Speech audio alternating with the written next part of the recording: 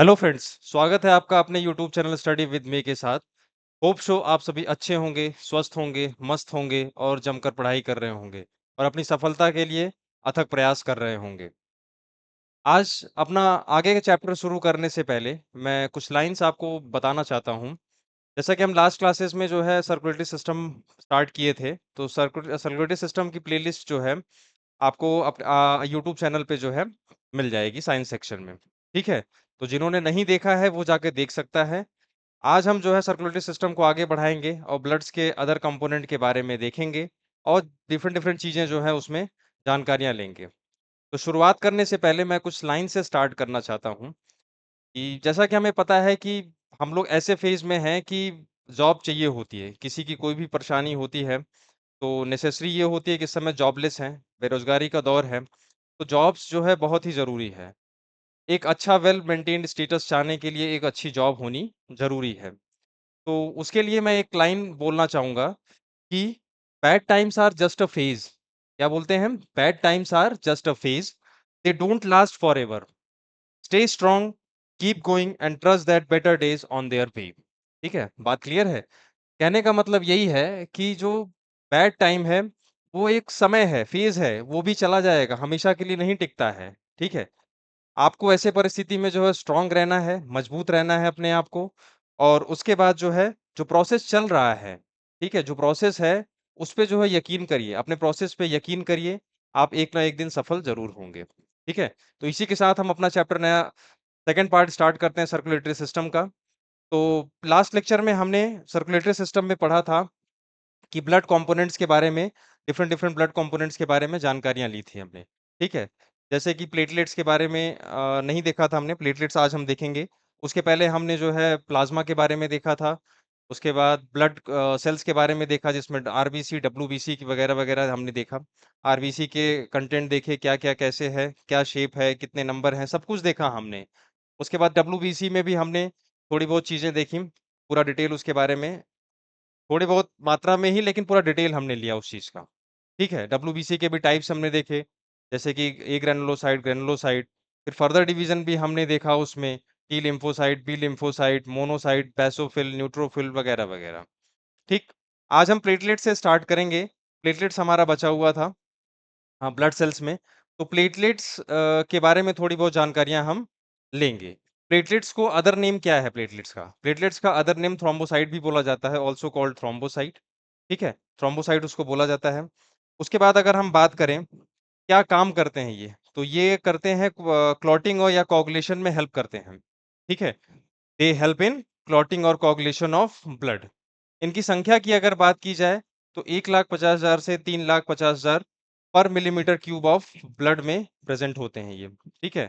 1,50,000 to 3,50,000 पर millimetre cube of blood, ये number की बात हो गई। अगर शेप की बात की जाए तो ये ओवल शेप के होते हैं या तो सर्कुलर शेप के होते हैं, ठीक है? ओवल मीन्स अंडाकार या तो सर्कुलर शेप के होते हैं, ठीक? लाइफ स्पैन की बात की जाए 8 से 10 दिन की इनकी जीवन अवधि होती है। लाइफ स्पैन इनकी जो है 8 से 10 दिन तक की होती है। ठीक?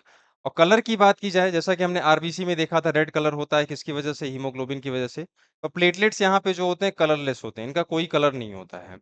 ठीक है? तो प्लेटलेट्स में आप इतनी बात ज़रूर याद रखिएगा कि they are also called thrombocytes, help in clotting and coagulation of blood.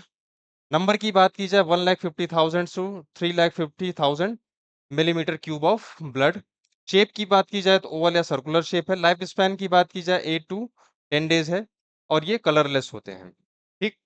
जैसे डेंगू वगैरह हो जाता है तो सबसे पहले सब कमी इसी चीज़ की होती है प्लेटलेट्स की। इसलिए प्लेटलेट्स को एक्सटर्नली जो है बॉडी में दिया जाता है। ठीक है? तो चलिए अब आगे बात करते हैं कि जब कोई इंजरी हो जाती है, जैसे मान लीजिए कोई एक्सीडेंट हुआ या किसी चीज़ से कट गया, तो आप देखते हैं कि ब्लड निकलता है, लेकिन उसके कुछ समय बाद ही जो है किसी में 1 मिनट, 2 मिनट के बाद जो है, वो ब्लड धीरे-धीरे निकलना बंद हो जाता है और थक्का जम जाता है। तो वो किन-किन स्टेप से थक्का जमता है, ये भी हम देखेंगे आज अभी अपनी क्लास में। तो ब्लड क्लॉटिंग का प्रोसेस जो है या स्टेप्स जो हैं क क्या-क्या होते हैं, वो चीज़ें हम चलिए आगे देखते हैं। ठीक है? तो चलिए आगे बात करते हैं किसकी? क्लॉटिंग एंड कोagुलेशन ऑफ ब्लड की बात करते हैं। तो सबसे पहला स्टेप क्या होता है इसमें कि जो इंजर्ड टिश्यू होता है या डैमेज टिश्यू होता है, उसके साथ थ्रोम्बोसाइट जो है अटैच होता है। थ्रोम्बोसाइट जो होता है फैक्टर्स हैं ये जो है अटैच होते हैं। अटैच होने के बाद ये कौन-सा स्ट्रक्चर बनाता है? थ्रोम्बोप्लास्टिन। क्या बनाता है? थ्रोम्बोप्लास्टिन जो है फॉर्मेशन करता है। याद रखिएगा सारे के सारे स्टेप्स याद रखिएगा। अगर कहीं से भी उठा के पूछता है तो आप एटलीस्ट उसका आंसर सही टिक कर सकें। तो इंजर्ड टिश्यू जब आता है थ्रोम्बोसाइट के कॉन्टैक्ट में, जब भी इंजर्ड कोई टिश्यू होता है, थ्रोम्बोसाइट इनके कॉन्टैक्ट में आएगा, तो थ्रोम्बोप्लास्टिन का फॉर्मेशन करेगा, ठीक? अब जो ये जब हमने प्लाज़्मा बताया था, तो प्लाज़्मा में कई तरीके की चीज़ें बताई, जैसे ग्लोबुलिन, इम्यूनोग्लोबिन, उसके बाद आपने प्रोथ्रोम्बिन, ये सब वगैरह-वगैरह मैंने बताया था। तो प्लाज़्मा से जो प्रोथ्रोम्बिन होता है, वो जो होता है आके अटैच होता है या थ्रोम्बोप्लास्टिन जो अटैच होता है किससे? थ्रोम्बोप्लास्टिन से प्रोथ्रोम्बिन से। तो प्रोथ्रोम्बिन, थ्रोम्बोप्लास्टिन मिलके थ्रोम्बिन का फॉर्मेशन करते हैं। अब इसके लिए एक कैटालिस्ट की ज़रूरत पड़ती है इस रिएक्शन के लिए। उस कैटालिस्ट में कैल्शियम का यूज़ होता है। तो प्रोथ्रोम्बिन प्लस थ्रोम्बोप्लास्टिन मिलके क्या बनाते हैं? Thrombin in the presence of calcium. ठीक है? ये हो गया सेकंड स्टेप कंप्लीट। अब बात करते हैं अगले स्टेप की। तो अगले स्टेप में क्या होता है? अब थ्रोम्बिन यहाँ पे इसलिए बना है कि एज़ अ कैटलिस्ट जो है नेक्स्ट रिएक्शन में यूज़ हो सके। ठीक है? तो जो फाइब्रिनोजेन होते हैं, फाइब्रिनोजेन जो होते हैं, वो जो है फ़ॉर्म होते हैं किसमें? कन्वर्ट होते हैं फाइब्रिन में। अभी किसके कैटलिस्ट की ज़रूरत पड़ती है ये? थ्रोम्बिन कैटलिस्ट की ज़रूरत पड़ती है। इसीलिए जो है थ्रोम्बिन जो है पहले बना हुआ है। उसके बाद क्योंकि ये एज़ अ कैटलिस्ट यूज़ होगा थर्ड स्टेप में, तो फाइब्रिनोजेन कन्वर्ट होता है फाइब्रिन में। फाइब्रिन जो है थ्रोम्बिन के प्रेजेंस में जो है कन्वर्ट होता है। ठीक? अगली बात करें अगले स्टेप की, तो जो फाइब्रिन है, फाइब्रिन अब क्या काम करता है? फाइब्रिन जो एक मेश लाइक स्ट्रक्चर फॉर्मेशन करता है, मतलब मकड़ी का जाल जैसे होता है, उस तरह का स्ट्रक्चर ये फॉर्म करता है। फाइब्रिन भी जो है हमारा फाइब्रिनोजन भी जो है कहाँ से आता है ये? ये हमारा आएगा, ये भी प्लाज़्मा से ही आता है, ठीक? तो फाइब्रिन जो होता है एक मेश लाइक स्ट्रक्चर होता है मकड़ी के जाल जैसा, तो जैसे ही ब्लड जैसे इंजरी होती है, तो आरबीसी जो आती है इसके अंदर, तो वो जो है ट्रैप होती जाती है और एक के ऊपर स्टैक होती जाती है, अगल-बगल स्टैक होती जाती है। स्टैक होने के बाद वो जो क्लॉटिंग का प्रोसेस जो है कंप्लीट हो जाता है। तो फाइब्रिन प्लस आरबीसी मिलके क्या बनाते हैं? ब्लड क्लॉट को बनाते हैं। ठीक? इतनी बात क्लियर है? ये 4 स्टेप अच्छे से कंठस्थ कर लीजिएगा और दिमाग में ये रहना ज़रूरी है। ठीक है? तो क्लॉटिंग की ये 4 स्टेप है। पहला क्या है? इंजर्ड और डैमेज टिश्यू जो होता है थ्रोम्बोसाइट के कॉन्टैक्ट में आने के बाद थ्रोम्बोप्लास्टिन बनाता है। अब प्रोथ्रोम्बिन जो प्लाज़्मा में प्रेज़ेंट होता है, वो आता है, वो किसके साथ मिलता है? थ्रोम्बोप्लास्टिन से। थ्रोम्बोप्लास्टिन और प्रोथ्रोम्बिन जो है कैल्शियम के प्रेज़ेंस में जो है थ्रोम्बिन का फ़ॉर्मेशन करते हैं। यही थ्रोम्बिन अगले स्टेप में जो है कैटलिस्ट का काम करेगा। तो फाइब्रिनोजेन जो प्लाज़्मा में होता है वो कन्वर्ट होता है किसमें? फाइब्रिन में, थ्रोम्बिन के प्रेज़ेंट में। उसके बाद जो फाइब्रिन होता है और आरबीसी मिलके जो है ब्लड क्लॉट का फ़ॉर्मेशन करते हैं। ठीक है? तो ये तो हुआ आपका ब्लड क्लॉटिंग का प्रोसेस। अब आगे चलते हैं। ब्लड क्लॉटिंग के प्रोसेस के बाद अब बात करते हैं कि अब ब्लड क्लॉटिंग हो गई, ठीक? अब इसके बाद हमने अभी तक ब्लड के फंक्शंस को नहीं देखा था। थोड़े-थोड़े फंक्शंस के बारे में हमने जाना था कि ब्लड जैसे ऑक्सीजन हीमोग्लोबिन होता है ब्लड के अंदर, आरबीसी के अंदर, तो वो कैरी करता है ऑक्सीजन को, डिफरेंट-डिफरेंट बॉडी पार्ट्स में लेके जाता है, ठीक है? CO2 का रिमूवल भी कराता है। तो अब एक-एक करके हम उसके फंक्शंस के बारे में भी देख लेंगे उसी के साथ-साथ, ठीक है? तो चलिए बात करते हैं फंक्शन ऑफ ब्लड की। होप सो आपको ये क्लियर होगा। जिन्होंने अभी तक हमारी साइंस की सीरीज़ नहीं देखी है, वो यूट्यूब चैनल पे जाके प्लेलिस्ट सेक्शन में जाके वहाँ पे साइंस का एक अलग से प्लेलिस्ट बना हुआ है। उसमें सारे चैप्टर्स जितने चैप्टर हो चुके हैं अभी तक, जितने भी टॉपिक हो चुके हैं, उसको देखें, ध्यान से समझें और कोई भी क्वेरी हो तो कमेंट सेक्शन में लिख के बताएँ। तो चलिए, बात करते हैं फंक्शन ऑफ ब्लड की।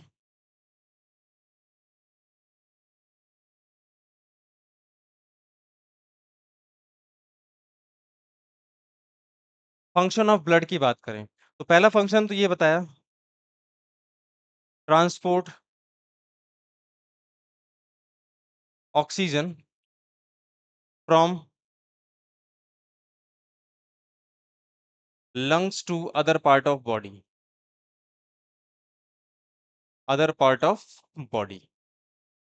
ठीक है? बात क्लियर है? ये बात क्लियर है? कि क्या काम करते हैं? ऑक्सीजन को ट्रांसपोर्ट करते हैं कहाँ से? लंग से अदर पार्ट ऑफ बॉडी में। ठीक है? इसी के साथ-साथ हम ये भी लिख लेंगे removal of CO2 from tissues. ठीक है? CO2 का रिमूवल भी ये करते हैं ब्लड। ब्लड का एक फंक्शन ये भी और है, ठीक है? तो ये 2 फंक्शन हमने अभी तक देखे। उसके बाद अगला फंक्शन है, ये और क्या काम करते हैं?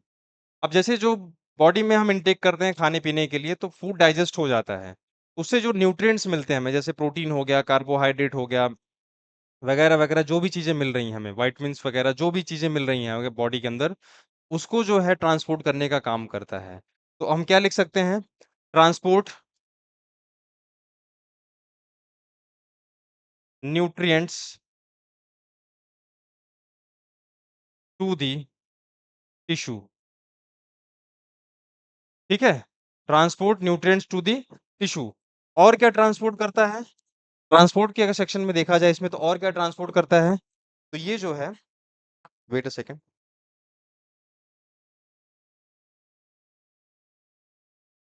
हार्मोन ट्रांसपोर्ट करता है।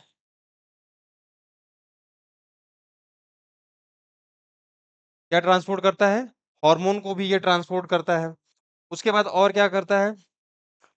ट्रांसपोर्ट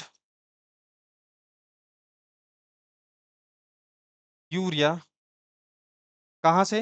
यूरिया को कहाँ से कहाँ तक लेके जाता है? Transport urea from liver, liver में ही यूरिया का प्रोडक्शन होता है, तो लिवर टू किडनी, जहाँ पे प्यूरिफिकेशन इसका होता है। ठीक है? बात क्लियर है? तो क्या-क्या ये न्यूट्रिएंट्स को टिश्यू की तरफ पहुँचाता है, हार्मोन ट्रांसपोर्ट करता है और यूरिया का ट्रांसपोर्ट करता है कहाँ से कहाँ तक? लिवर टू किडनी तक, जहाँ किडनी में जाके इसका प्यूरिफिकेशन होता है। ठीक है? बात क्लियर है? अगली बात करें, रेगुलेट बॉडी टेम्परेचर,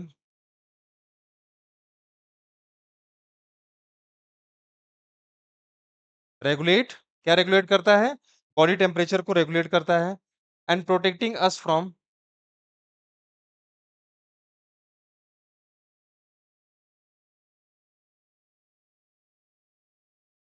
इन्फेक्शन। किससे? या बॉडी को जो हमारे बॉडी को किससे प्रोटेक्ट करता है? From infection.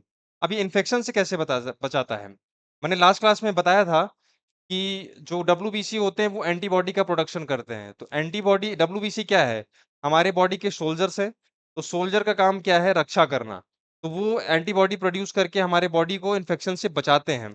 तो वही एक फंक्शन में आ जाएगा। तो regulate body temperature and protecting us from infection.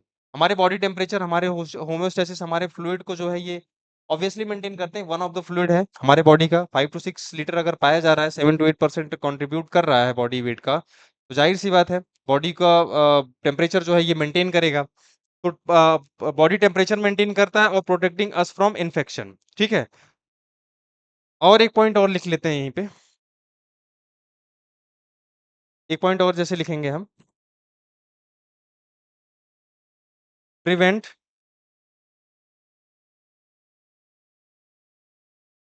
Blood loss from, blood loss जब होता है तो ये प्रिवेंट करता है किसके थ्रू? ब्लड क्लॉट के थ्रू। थ्रू ब्लड क्लॉट के थ्रू। ठीक है? Prevent blood loss from through किससे? ब्लड क्लॉट के थ्रू जो है ये प्रिवेंट करते हैं ब्लड लॉस को। ठीक? तो ये तो हो गए सारे फंक्शन। इन फंक्शन में देखिए डिफरेंट डिफरेंट पार्ट्स हैं, जैसे कि transport of O2 from lungs to other part of body. ठीक है? CO2 का भी रिमूवल करते हैं क्योंकि CO2 टॉक्सिक होता है हमारे बॉडी के लिए। उसके बाद बात करें न्यूट्रिएंट्स का ट्रांसफर करता है, जैसे डाइजेस्ट फूड जो डाइजेस्ट हो जाता है उसके बाद जो न्यूट्रिएंट्स उसमें एब्जॉर्बेबल फॉर्म में होता है, ये ट्रांसपोर्ट करता है different part of the body या डिफरेंट टिश्यूज में लेके जाता है ये। हार्मोन का ट्रांसपोर्ट करता है। उसके बाद करते हैं यूरिया का ट्रांसपोर्ट करता है कहाँ से? लिवर से किडनी तक के लिए। उसके बाद फिर बात करते हैं कि रेगुलेट द बॉडी टेम्परेचर को रेगुलेट करता है और हमको जो है डिफरेंट इन्फेक्शन से भी ये बचाता है। ठीक है? बात करते हैं कि और क्या काम करता है? Prevent blood loss through blood clot. Blood clot के मीडियम के थ्रू जो है ये ब्लड लॉस को ये बचाता है। तो बात क्लियर है? ये बात हो गई तो फंक्शन ऑफ ब्लड की, जो डिफरेंट डिफरेंट फंक्शंस देखे, याद कर लीजिएगा, कई बार डायरेक्टली एग्जाम में इसको पूछा जाता है। ठीक है? तो चलिए अब आगे बढ़ते हैं। तो अभी तक हमने क्या-क्या देखा? प्लेटलेट्स के बारे में देखा। प्लेटलेट्स के बाद हमने जो है देखा इसके ब्लड के फंक्शंस के बारे में। अब आगे बात करेंगे डिफरेंट ब्लड ग्रुप की। ठीक? अगर ब्लड चैप्टर पढ़ रहे हैं तो ब्लड ग्रुप की बात ना हो ऐसा हो नहीं सकता। तो ब्लड ग्रुपिंग के बारे में हम देखेंगे अभी, थोड़ा-सा उसके बारे में इन्फॉर्मेशन लेंगे। एग्ज़ाम में कैसे-कैसे पूछता है, ये भी देखेंगे। ठीक है?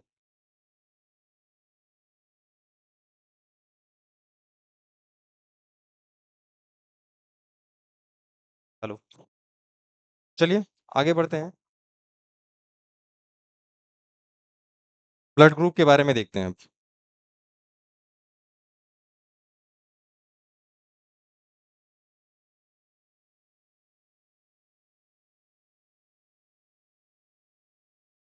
होप सो आपको मेरी आवाज़ क्लियर होगी।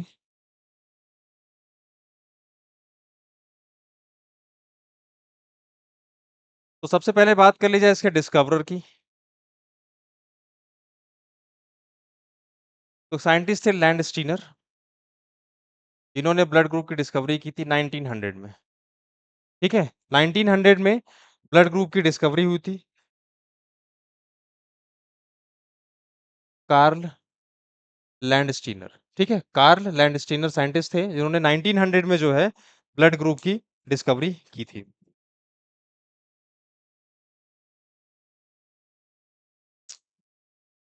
चलिए, अब बात करते हैं डिफरेंट ब्लड ग्रुप की।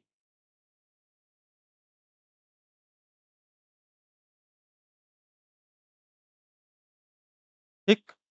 जैसा कि हमने जनरल पता है ब्लड चेकअप वकअप वगैरह कराने जाते हैं तो अपना ब्लड ग्रुप भी हम चेक कराते हैं।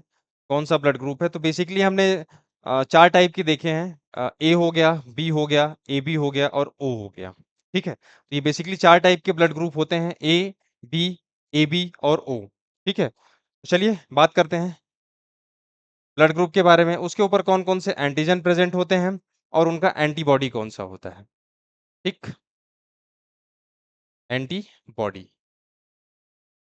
ठीक है? सबसे पहले बात कर लें एंटीजन की। एंटीजन होते क्या हैं? ठीक है?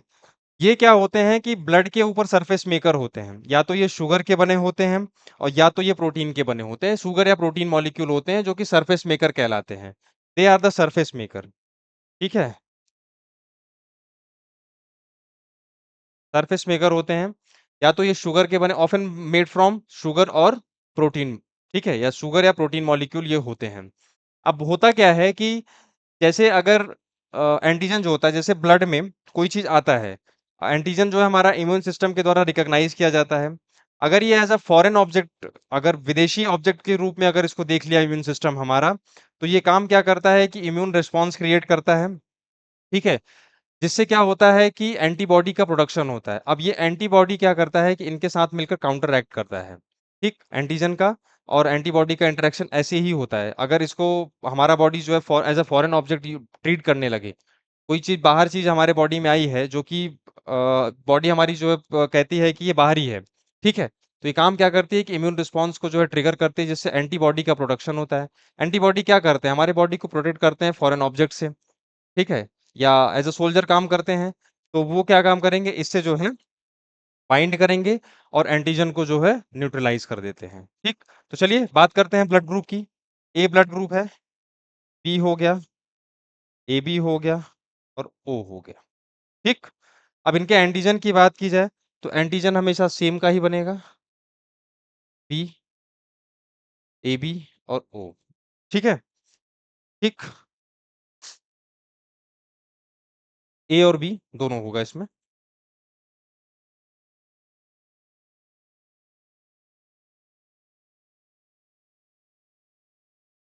और इसका ओ। ठीक? बात क्लियर है? अब एंटीबॉडी इसका ऑपोज़िट होगा ताकि न्यूट्रलाइज़ अगर कभी as a foreign object treat करे तो उसको न्यूट्रलाइज़ करने के लिए, तो एंटीबॉडी इसका हमेशा ऑपोज़िट फॉर्म में होगा।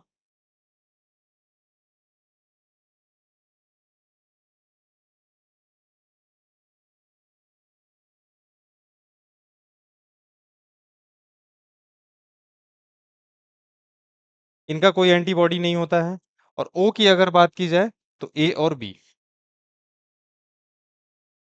ठीक? ये बात क्लियर है? तो इस ब्लड ग्रुप के फ्लो चार्ट को आप याद कर लीजिएगा। ठीक? बात क्लियर है? तो ब्लड ग्रुप जो है डिस्कवरर कौन थे? कार्ल स्टीनर 1900 में उन्होंने डिस्कवर किया था। 4 ब्लड ग्रुप हैं बेसिकली हमारे, ए, बी, एबी और ओ। एंटीजन की बात की जाए इनके, तो ए का ब्लड ग्रुप ए का एंटीजन ए है, बी का बी है, एबी का ए और बी दोनों है, और ओ का ओ है। ठीक है, एंटीबॉडी की बात की जाए, हमेशा एंटीबॉडी इनके ऑपोजिट होगा, तो बी होगा, ए होगा। एबी का ब्लड ग्रुप का कोई एंटीजन नहीं प्रेजेंट होता, एंटीबॉडी नहीं होता। और ओ की बात की जाए तो ए और बी दोनों हैं। ठीक है, बात क्लियर है ये चीज। थोड़ा यहाँ बात कर लेते हैं। एबी जो होता है, एबी को हम क्या बोलते हैं? एबी ब्लड ग्रुप जो है, यूनिवर्सल रेसिपिएंट है। ठीक है, और रिसीवर जिसको बोलते हैं। और ओ की बात की जाए तो यूनिवर्सल डोनर है। ये किसी भी ब्लड ग्रुप को ब्लड जो है डोनेट कर सकता है। ठीक है, और बहुत ही प्रिसाइजली बात की जाए, प्रिसाइजली अगर बात की जाए, अभी हम ब्लड में लास्ट में पढ़ेंगे कि एंटीजन्स के बारे में पढ़ेंगे, आरएच एंटीजन के बारे में पढ़ेंगे, तो वहां से पता चलेगा कि प्रिसाइजली इसका क्यों आंसर आया है। ठीक, तो प्रिसाइजली की अगर बात की जाए तो ए बी पॉजिटिव, और इसमें प्रिसाइजली बात की जाए ओ नेगेटिव। ओ नेगेटिव जो होता है वो यूनिवर्सल डोनर है। ओ नेगेटिव जो है यूनिवर्सल डोनर है,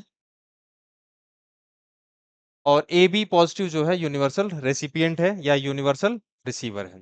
बात क्लियर है?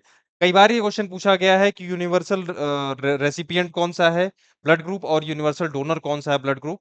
तो इस बात का ध्यान रखिएगा क्लियरली, मैं यहाँ पे स्टार लगा दे रहा हूँ। याद करने वाली चीज है कंप्लीटली इसको। ठीक है, इसको दिमाग में जरूर रखिएगा। तो चलिए अब बात करते हैं ब्लड ट्रांसफ्यूजन की, कि कैसे जो है ब्लड ट्रांसफ्यूज कराया जाता है। जैसे किसी भी इमरजेंसी सिचुएशन में बहुत ही पेशेंट का जो है ब्लड लॉस हो गया है, तो उसमें क्या-क्या चीजें देखी जाती हैं, ब्लड ट्रांसफ्यूजन कैसे होता है, कौन किसको ब्लड दे सकता है, किससे रिसीव कर सकता है, ये चीजें हम चार्ट के फॉर्म में देखेंगे। ठीक, तो चलिए आगे बढ़ते हैं।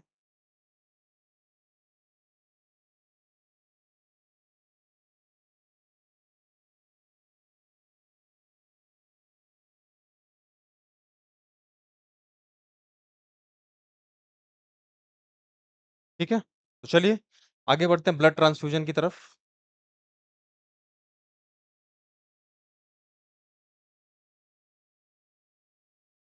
ठीक है, बात करें अब आगे चलें।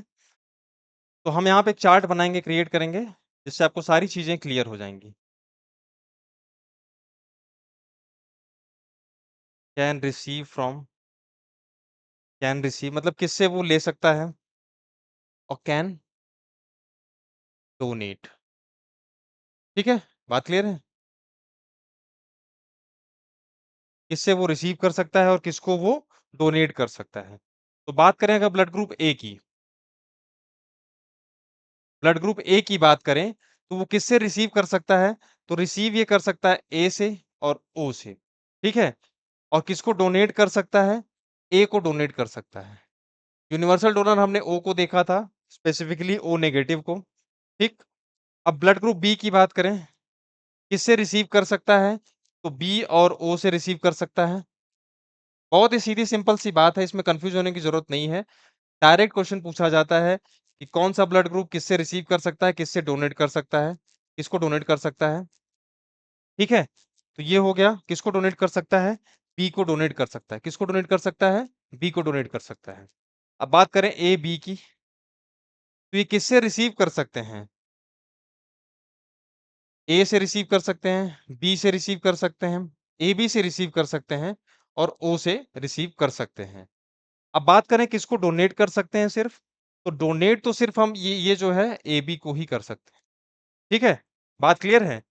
अब बात करें ओ की, जो कि यूनिवर्सल डोनर है, ये रेसिपिएंट है क्योंकि सभी से रिसीव कर सकते हैं ये, और डोनेट सिर्फ ए बी को कर सकते हैं, A B blood group.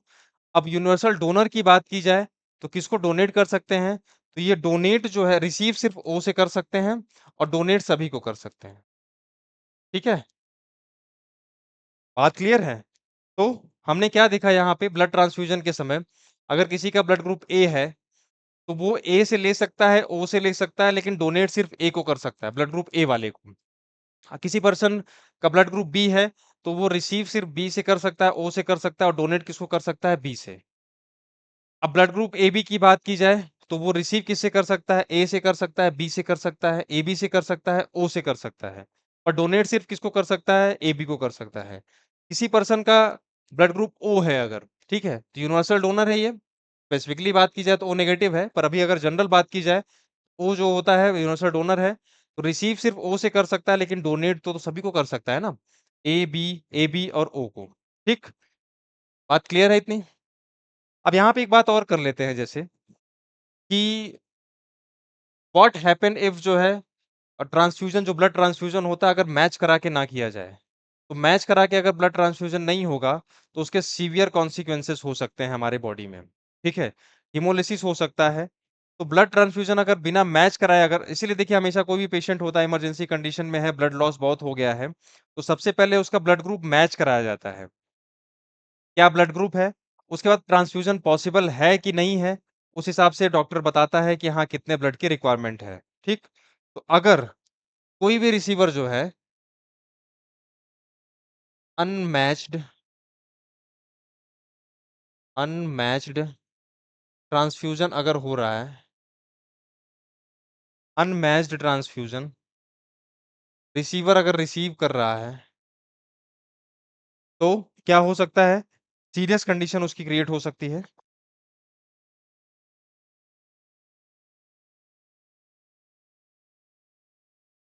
Serious condition जो है क्रिएट हो सकती है, जो कि किसमें रिजल्ट हो सकती है? Result in death. ठीक है, क्या हो सकता है? डेथ हो सकता है। इसमें क्या हो सकता है? जैसे इंट्रावैस्कुलर हीमोलिसिस हो सकता है। ठीक है, विद इन वैस्कुलर सिस्टम जो है हीमोलिसिस हो सकता है, ब्लड का पूरी तरह से फट जाना जिसको बोलते हैं। ठीक है, हीमोलिसिस हो जाएगा इंट्रावैस्कुलर, इससे जो है पेशेंट की जो है इंस्टेंट डेथ हो सकती है। ठीक, या फिर एग्लूटिनेशन, चिपकना जिसको बोलते हैं, आरबीसी का। ठीक है, आरबीसी क्या हो जाता है? आरबीसी जो है चिपक जाता है। तो एग्लूटिनेशन में क्या होता है कि जब, जाहिर सी बात है, जब अनमैच ट्रांसफ्यूजन होगा, तो अब बॉडी जो है उसको जो है एज अ एंटीजन ट्रीट करेगा। ठीक है, एंटीजन ट्रीट करेगा, तो इम्यून रिस्पॉन्स क्रिएट होगा, एंटीबॉडी तो बनेगा। लेकिन अगर पूरी तरह से अनमैच्ड है, तो बॉडी क्या करेगा कि जब इम्यून रिस्पॉन्स ट्रिगर करेगा, ठीक है, तो अब पहचान तो पा नहीं रहा है उसको। ठीक, तो क्या काम करेगा? ब्लड की क्लम्पिंग होना शुरू हो जाएगी। ठीक है, वो एक दूसरे में चिपकना शुरू हो जाएंगे, और जैसे ही चिपकेंगे, तो चिपकने के बाद जो है, अब उसमें हीमोग्लोबिन प्रेजेंट होता है, O2 कैरियर होता है वो। O2 का कैरी जो है डिफरेंट बॉडी पार्ट्स में पॉसिबल नहीं हो पाएगा, जिससे जो है पेशेंट की जो है अल्टीमेट डेथ हो जाएगी। ठीक है, ये बात क्लियर है? तो ब्लड ट्रांसफ्यूजन में हमने देखा कौन से ब्लड ग्रुप किसको किसको डोनेट कर सकते हैं, किससे रिसीव कर सकते हैं। और अनमैच ट्रांसफ्यूजन हो, बिना मैच किए अगर ट्रांसफ्यूजन किया जा रहा है, तो क्या रिजल्ट हो सकता है, ये भी हमने देखा। ठीक है, तो बात करें, चलिए अब आगे बात करते हैं।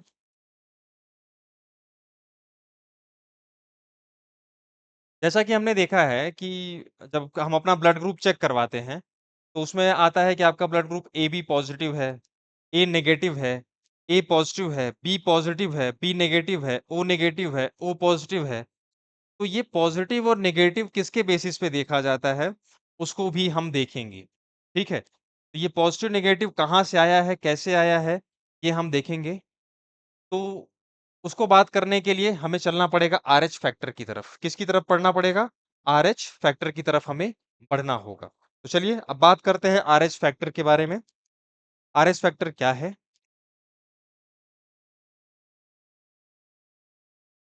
आरएच फैक्टर का फुल फॉर्म है रीसस फैक्टर। ठीक है, अब ये रीसस वर्ड जो है मंकी से लिया गया है, डिराइव फ्रॉम मंकी। इसका पूरा नाम था रीसस, क्या नाम था? रीसस मकाके। ठीक है, रीसस मकाके। ठीक है? यहीं से जो है जब अब इसको डिस्कवर किसने किया था? डिस्कवरर की अगर बात की जाए, इस वर्ड की डिस्कवरर की बात की जाए, तो थे लैंड स्टीनर एंड उनके साथी थे विनर। 1940 में इसको डिस्कवर किया गया था। तो जब इन्होंने चेक किया 1940 में जो है लैंड स्टीनर साहब और विनर साहब ने जो है इसको जो है आर एच फैक्टर को डिस्कवर किया था, इस टर्म को डिस्कवर किया था। ठीक, तो उसमें उन्होंने क्या देखा था जब चेक किया था इसको, किसमें चेक किया? एंशियंट मंकी जो थे रीशस मकाके, एक स्पीशीज है मंकी की, उसमें चेक किया इन्होंने। तो क्या पाया इन्होंने कि आरएच एक नया टाइप का एंटीजन प्रेजेंट है। क्या प्रेजेंट है? एंटीजन प्रेजेंट है। उस एंटीजन का नाम जो है इसके नेम के बेसिस पे दे दिया गया कि आरएच फैक्टर बोला गया उसको। क्या बोला गया? आरएच फैक्टर बोला गया, आरएच एंटीजन बोला गया, आरएच एंटीजन बोला गया। फिर जब इसको जो है इन्होंने आगे फर्दर जब डिस्कवरीज हुई इसमें जो है और भी एक्सपेरिमेंट हुए, तो जब इसको ह्यूमन के साथ जो है कोरिलेट किया गया, ह्यूमन के ब्लड को भी इसको जो है टेस्ट किया गया, तो उसमें भी ठीक ऐसे ही जो पाया गया, क्या पॉजिटिव और नेगेटिव करके। तो अगर जब antigen, if RH antigen present हुआ या पाया गया, तो उसको आरएच पॉजिटिव बोला गया। इफ आरएच एंटीजन एब्सेंट था, तो उसको क्या बोला गया? आरएच नेगेटिव बोला गया। क्या बोला गया? उसके प्रेजेंस और एब्सेंस पे जो है आरएच पॉजिटिव और आरएच नेगेटिव कहा गया। इसके बेसिस पे तब जाके हमें पता चला कि ए पॉजिटिव हो सकता है अगर किसी पर्सन के पास जो है, मान के चलो एग्जाम्पल हम ले लेते हैं, if RH antigen is present in a person, अब उस पर्सन का ब्लड ग्रुप मान के चलो ए है, पर्सन हैविंग ब्लड ग्रुप ए, ठीक है? अगर आरएच प्रेजेंट है तो ए पॉजिटिव हो जाएगा वो। कहने का मतलब है ब्लड ग्रुप ए है, एंटीजन ए है और आरएच एंटीजन भी प्रेजेंट है। ठीक, वाइसे वर्सा अगर यही एंटीजन एब्सेंट हो तो ए नेगेटिव हो जाएगा, जिसमें एंटीजन कौन कौन सा होगा? आरएच नेगेटिव और ए तो रहेगा ही। ठीक है, तो ए और आरएच पॉजिटिव जो प्रेजेंट बना के क्या बोलते हैं? ए पॉजिटिव बनाते हैं। तो अगर आरएच एंटीजन प्रेजेंट है उस पर्सन में, तो क्या होगा? वो जो है ए पॉजिटिव कहलाएगा, जिसका ब्लड ग्रुप ए है। ठीक, ये एग्जांपल से मैंने समझाया आपको। तो चलिए अब बात करते हैं, अगर इसका जो मिक्सचर हो जाए किसी भी चिल्ड्रन में, अगर अपने पेरेंट्स से ये मिक्सचर हो जाए, तो क्या रिजल्ट करता है, क्या डिजीज कॉज होता है या डिसऑर्डर कॉज होता है, ये भी हम देख लेते हैं। इतनी बात क्लियर होगी आपको आरएच के बारे में। तो चलिए आगे बढ़ते हैं।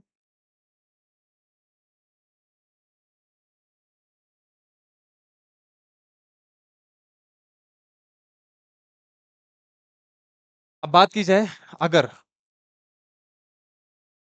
आरएच पॉजिटिव मेल है और आरएच नेगेटिव फीमेल, पुरुष से अगर आरएच नेगेटिव जाता है और महिला से आरएच नेगेटिव जाता, पुरुष से आरएच पॉजिटिव जाता है, महिला से आरएच नेगेटिव अगर जाता है और दोनों मेट करते हैं अगर, तो जो रिजल्टेंट होगा, ठीक है, ओनली वन चाइल्ड जो है सही से होगा। अब बात क्या होती है इसमें कि जब कोई मेल जो होता है, कोई अगर मेल आरएच पॉजिटिव है और फीमेल आरएच नेगेटिव है, तो दोनों की जब मीटिंग होती है, तो उसका जो पहला बच्चा होगा वो तो ठीक ठाक हो जाएगा, क्योंकि सप्रेस कर दिया जाता है उसको, चीजों को, जो फैक्टर्स हैं उसको। लेकिन जब बात आती है दूसरे बच्चे की, या तो वो जो है भ्रूण में ही मर जाएगा बच्चा जो है, और या तो फिर अगर पैदा होगा तो डेथ के तुरंत बाद ही जो है पैदा होने, बर्थ के तुरंत बाद ही जो है उसकी मृत्यु हो जाएगी। ठीक, ऐसा इसलिए होता है क्योंकि उसमें एक डिसऑर्डर जो है जनरेट हो जाता है। उस डिसऑर्डर को बोलते हैं एरिथ्रोब्लास्टोसिस फिटालिस। ठीक है, क्या डिसऑर्डर हो जाता है वो? डिसऑर्डर की बात की जाए, एरिथ्रोब्लास्टोसिस फिटालिस। ठीक है, एरिथ्रोब्लास्टोसिस फिटालिस।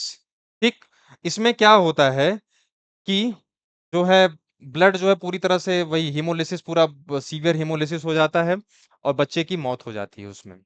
ठीक है? बात क्लियर है? इतनी बात क्लियर है? तो आज की क्लास में हमने क्या-क्या देखा? हमने जो है ब्लड के बारे में देखा, ब्लड में जो है क्या-क्या देखा, उसके फंक्शंस के बारे में देखा। ब्लड सेल्स में प्लेटलेट्स के बारे में हमने देखा। उसके बाद हमने ब्लड ग्रुप्स के बारे में देखा और फिर उसके बाद हमने ब्लड ट्रांसफ्यूज़न के बारे में देखा। ब्लड ट्रांसफ्यूज़न उसके बाद हमने यूनिवर्सल डोनर, यूनिवर्सल एक्सेप्टर के बारे में देखा और उसके बाद फिर हमने आरएच फैक्टर के बारे में डिस्कस किया। ठीक है? आरएच फैक्टर के बारे में डिस्कस किया। हम अपने नेक्स्ट क्लास में शुरुआत करेंगे पूरा प्रॉपर अब अभी तक हमने ब्लड को कंप्लीट किया। नेक्स्ट क्लास में हम शुरुआत करेंगे पूरा ब्लड सर्कुलेटरी सिस्टम, हार्ट में कैसे ब्लड सर्कुलेट होता है, क्या-क्या प्रोसेसेस होते हैं, ये सब चीज़ें हम देखेंगे। और आज हम जो है क्वेश्चन प्रैक्टिस नहीं करेंगे। मंडे की क्लास में हम जो है कुछ क्वेश्चंस को एक्स्ट्रा लेंगे और जो चैप्टर हो चुके हैं जैसे डाइजेशन वगैरह हो गया है और रेस्पिरेशन हो गया है, तो हो सकता है रेस्पिरेशन से मैं प्रैक्टिस के लिए उठा लूँ। तो आज के लिए बस इतना ही, मिलते हैं अगली क्लास में, तब तक के लिए बाय बाय, टेक केयर।